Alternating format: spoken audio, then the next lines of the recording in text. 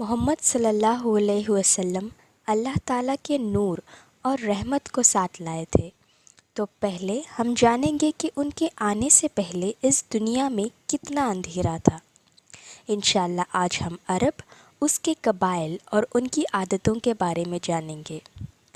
عرب وہ جگہ ہے جہاں صحرا، پتریلے پہاڑ اور بنجر زمین ہے۔ عرب کے قبائل میجرلی 3 گروپس میں تھے۔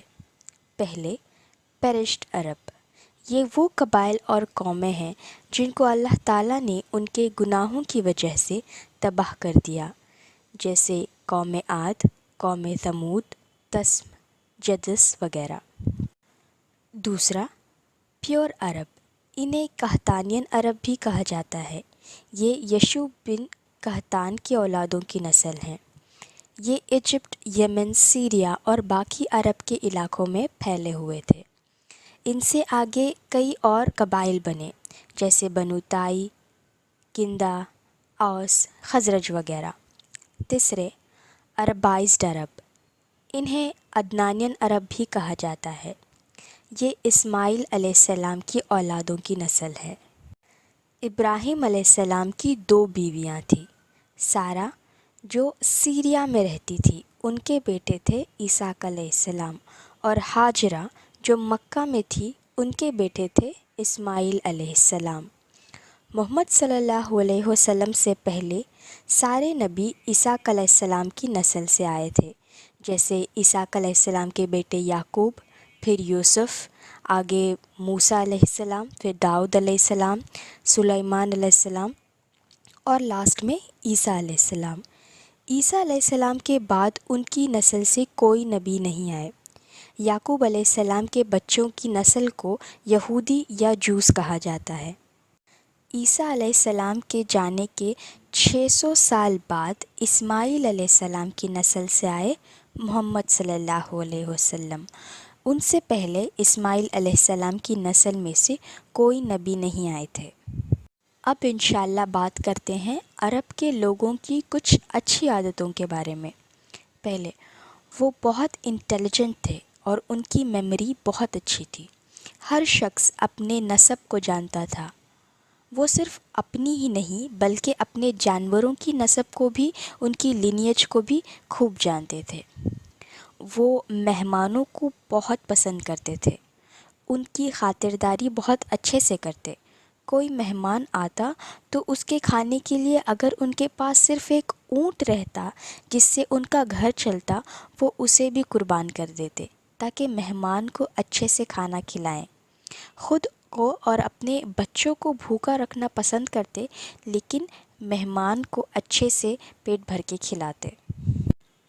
وہ بہت بہادر تھے، اپنے خاندان اور قبیلے کو بچانے کے لیے ہمیشہ تیار رہتے۔ ان کے جسم بہت مضبوط ہوتے اور وہ اپنے قبیلے اور خاندان کی عزت کے لیے شہید ہونے کو پسند کرتے۔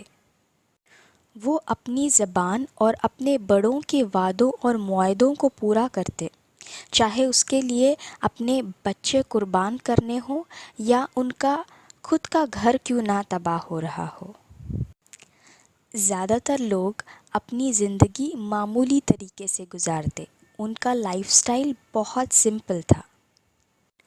ان کے کاروبار کی بات کریں تو ان کا بزنس زیادہ تر تجارت تھا، ٹریڈنگ، کھجوروں اور مویشیوں کا، اور یمن، ہیرا اور سیریا کے کاریگروں کی بنائے ہوئے کپڑوں کا تھا۔ اب انشاءاللہ بات کرتے ہیں اس وقت کے مذہبی بیلیفز اور عقیدت کے بارے میں۔ یہودیوں کا مذہب کرپٹ ہو چکا تھا کیونکہ ان کے ربائس پیسہ، دولت اور پاور کے پیچھے لگ گئے تھے۔ کرسچن پوپس نے اپنا ہاتھ راجاؤں کے ساتھ ملا کر اسے کمپلیکیٹ کر دیا تھا اور شرک کے دروازے ٹرینٹی وغیرہ کے کانسیپٹ سے کھول دیے تھے، عیسیٰ علیہ السلام کو خدا کا بیٹا مان کر۔ یہ حال ان مذہبوں کا آج بھی وہی ہے۔ مکہ میں کعبہ کی تعمیر کی تھی ابراہیم علیہ السلام اور ان کے بیٹے اسماعیل علیہ السلام نے، جو ایک اللہ کی عبادت کرتے تھے۔ کئی سالوں تک ان کا یہ بیلیف مکہ میں برقرار رہا، اور پھر آیا یہ شخص جس کا نام تھا عمرو بن لوہائی۔ امر خزائی قبیلے کا سردار تھا۔ وہ اپنے صدقات اور عقیدت کے لیے بہت مشہور تھا اور اس سے اس کے قبیلے والے بہت پیار کرتے تھے اور اس کی اطاعت کرتے۔ جب وہ تجارت کے لیے سیریا گیا، اس نے دیکھا کہ وہاں کے لوگ ایک بت ہبل کی عبادت کر رہے تھے۔ اس نے ایک بت اپنے ساتھ مکہ لایا اور کعبہ کے سامنے رکھ دیا اور لوگوں سے کہا کہ اس کی عبادت کرو۔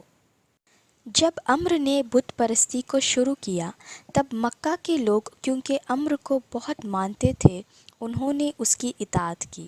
دیکھتے ہی دیکھتے لوگوں نے ہر شخص جو انہیں نیک لگتا اس کے بت بنانا شروع کر دیے، جیسے اللات، العزیٰ، منات وغیرہ، اور ان کی عبادت کرنے لگے اور شرک سارے عرب میں پھیل گیا۔ عمرو بن لوہائی نے کچھ جن شیاطین کی مدد سے وہ بت جنہیں نوح علیہ السلام کی قوم کے لوگ پوجتے تھے، جیسے واد، سوا، یغوت، نصر وغیرہ، انہیں تلاش کر کے کھود کے نکالا۔ ہر ایک قبیلے کا ایک بت بن گیا۔ فتح مکہ کے وقت کعبہ میں 360 بت موجود تھے۔ ابراہیم علیہ السلام کے دین کو بھولا کر لوگ اب اس نئے دین کو ماننے لگے تھے۔ ایسا نہیں تھا کہ وہ اللہ کو بھول چکے تھے، لیکن وہ اللہ کے ساتھ دوسروں کو شریک کرتے اور ان کی عبادت اللہ سے بھی زیادہ کرتے۔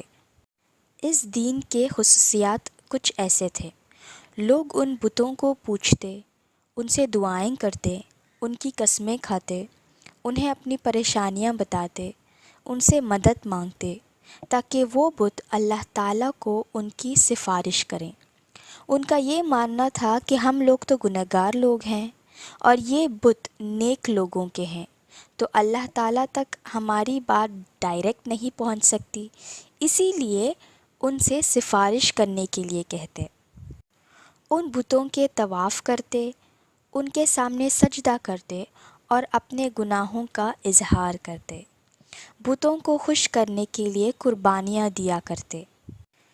ان کے سامنے کھانا پانی، میوے، گوشت وغیرہ رکھتے، ان میں سے ایک حصہ اللہ تعالیٰ کے لیے بھی رکھتے، اور جو حصہ اللہ تعالیٰ کے لیے رکھتے اس میں سے کبھی اٹھا کر دوسرے میں ڈال دیتے، لیکن اس کا الٹا کبھی نہیں کرتے۔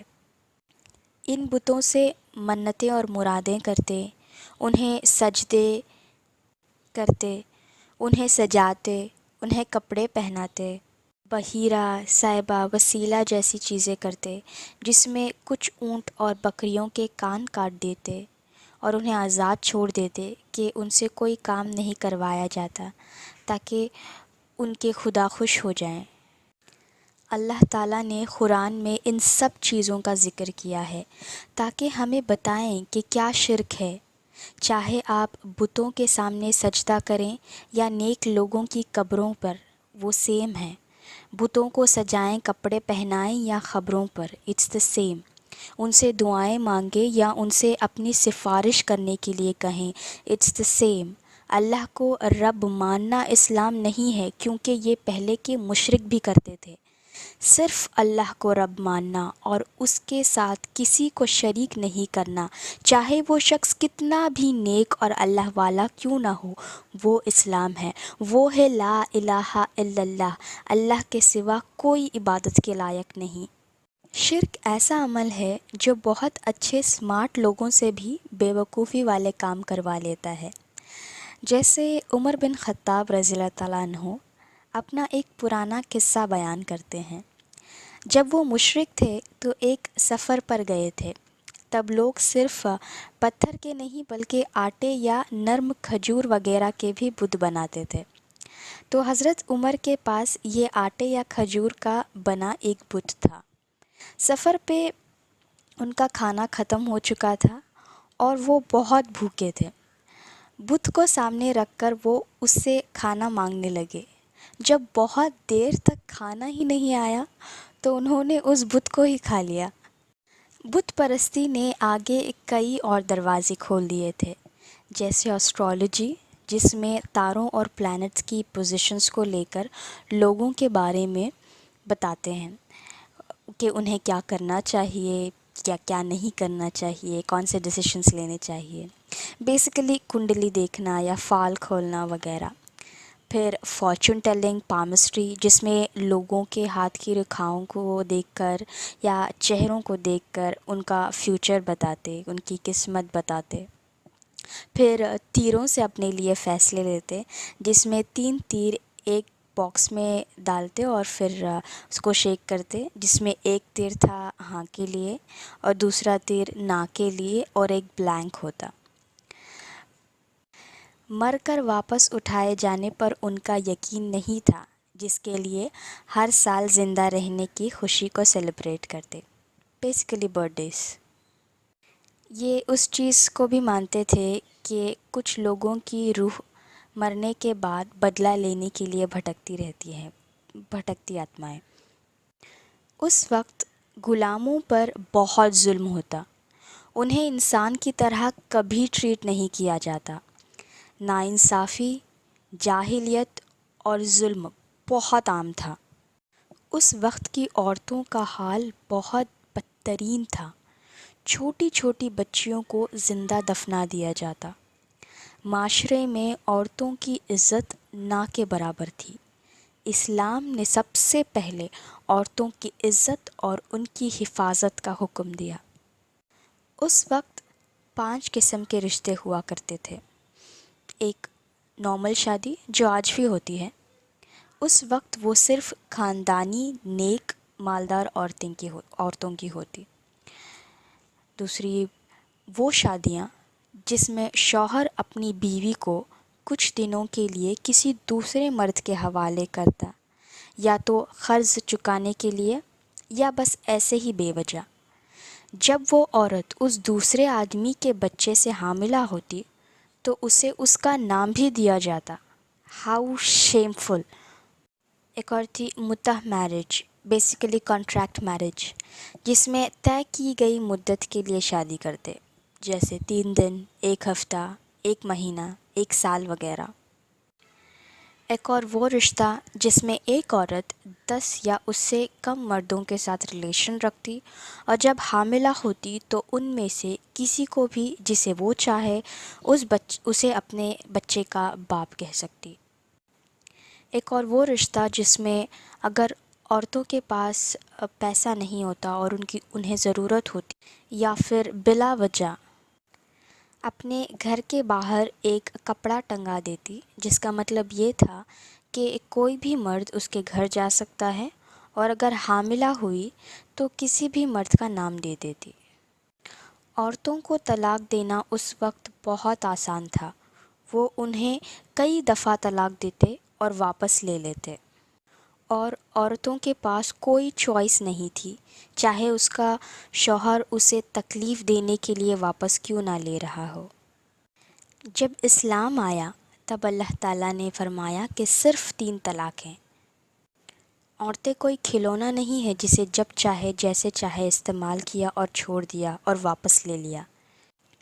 عورتوں کا اس وقت جائیداد میں بھی کوئی حصہ مقرر نہیں تھا. کچھ لوگ جو غلط فہمیوں کا شکار ہے اور انہیں یہ بات سمجھ نہیں آتی اور انہیں لگتا ہے کہ عورتوں کے لیے اسلام انجسٹ ہے، بلکہ ایسا بالکل نہیں ہے. قرآن اللہ تعالیٰ کا کلام ہے اور وہ ہمیشہ جسٹ ہے. وہ کبھی بھی ایک تنکے کے برابر بھی ناانصافی کو نہیں پسند کرتے. اگر قرآن یا حدیث کی کوئی بات ہمیں سمجھ نہیں آ رہی ہے اور غلط لگ رہی ہے تو ہماری سوچ غلط ہو سکتی ہے، قرآن کبھی غلط نہیں ہو سکتا. اسی لیے اگر ایسا کوئی خیال آئے تو اعوذ باللہ پڑھیں اور اللہ سے دعا کریں کہ اے اللہ مجھے اس کا صحیح مطلب سمجھنے کی توفیق عطا فرما اور مجھے اس کے صحیح مطلب کو جاننے کی صلاحیت دے، کیونکہ میری سمجھ غلط ہو سکتی ہے مگر آپ کا کلام کبھی نہیں. اگلے ایپیسوڈ میں ہم انشاءاللہ محمد صلی اللہ علیہ وسلم کے نسب اور ان کے پیدا ہونے سے پہلے کے 2 بڑے واقعات کے بارے میں جانیں گے.